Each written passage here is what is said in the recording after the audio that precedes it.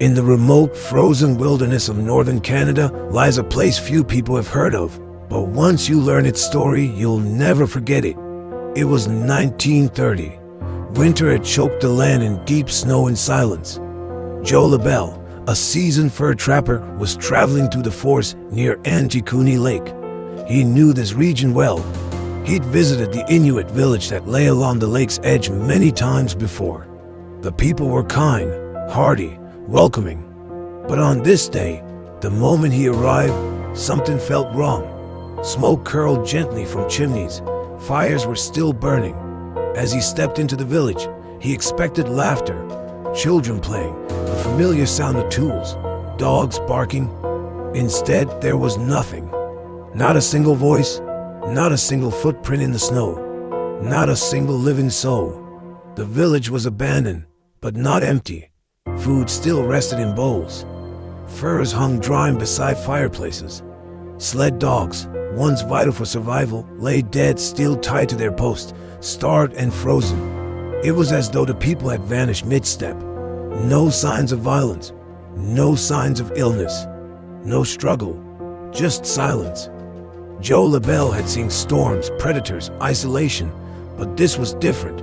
He searched the village for any sign of what had happened. He found boots left behind, a rifle still leaning by a door, stew that had not yet frozen, a pot worn to the touch. These people had left in haste, but why? LaBelle shouted, listened, nothing. He knew something was deeply wrong. The scene didn't just feel abandoned, it felt wrong, as if something unseen still lingered. Panicked, LaBelle made his way to the nearest RCMP outpost to report what he had seen. His voice shook as he described it. He expected disbelief, but they took him seriously. Within days, a team of officers arrived at the village. They confirmed everything: the missing people, the uneaten meals, the dead sled dogs, the lack of footprints. What truly puzzled them was that no storm had come through. No fresh snow had fallen. If the villagers had left on foot, their tracks should have been visible, but there were none. And the most chilling part, not a single body was ever found. The RCMP began a formal investigation. They searched the area thoroughly. They questioned neighboring communities. Could the villagers have migrated suddenly? Could they have been attacked by outsiders? But no evidence supported those theories. Word of the disappearance spread. Reporters arrived. Journalists published eerie headlines. Soon, strange details began surfacing. Nearby hunters claimed to have seen strange lights in the sky above the lake in the days before the disappearance. Glowing orbs, moving silently, vanishing into the tree line. Some elders spoke in hushed tones of an ancient legend, spirits that come in the night not to kill, but to take.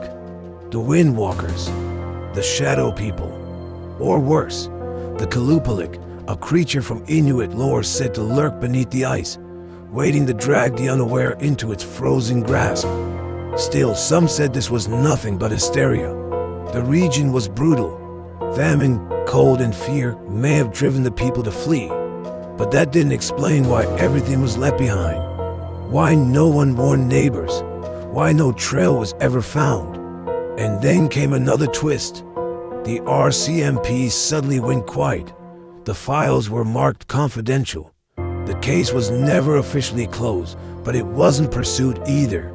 And the official line? No conclusive evidence. As time passed, the Angikuni Lake mystery became legend, but questions still lingered. Let's explore the most enduring theories. Theory 1. Voluntary evacuation or migration. As possible, the villagers left of their own accord, perhaps in search of better land, to escape famine or due to internal conflict. But why leave so suddenly? Why not pack food, weapons, or their dogs? Why not notify nearby tribes? Theory 2. Supernatural disappearance. Many believe the village was taken by supernatural forces. Northern mythology includes beings that lure people from their homes never to return. Some believe the spirits were disturbed. Others say they were summoned. Theory 3. Alien abduction. The 1930s were early days for recorded UFO sightings, but glowing orbs in the sky, vanishing people, and lack of tracks fit with modern alien abduction narratives. Did an encounter happen that night that no one lived to describe? Theory 4.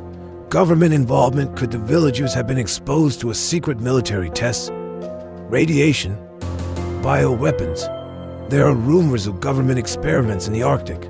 The RCMP's refusal to release files only fused the fire. Theory 5. A hoax or folklore?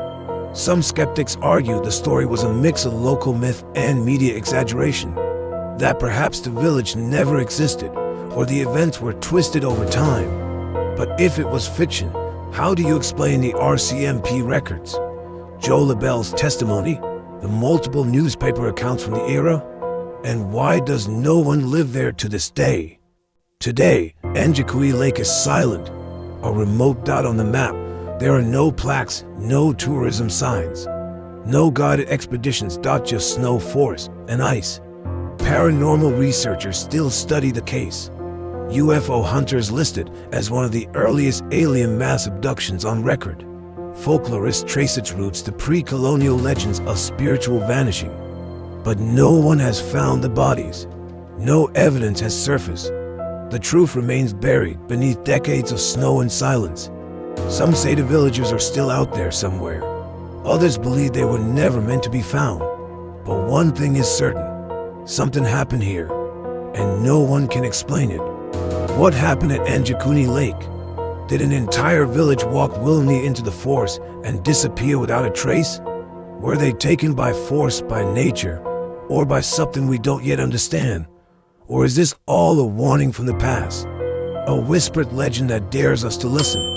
In the end, it's not just about what we know. It's about what we don't know. The cold, the silence, the empty snow. Some mysteries are buried too deep to ever thaw. But the story of Angikuni Lake, it's still here, waiting. Subscribe to Incident Inc. for more stories that the wind tried to erase, but history refused to forget.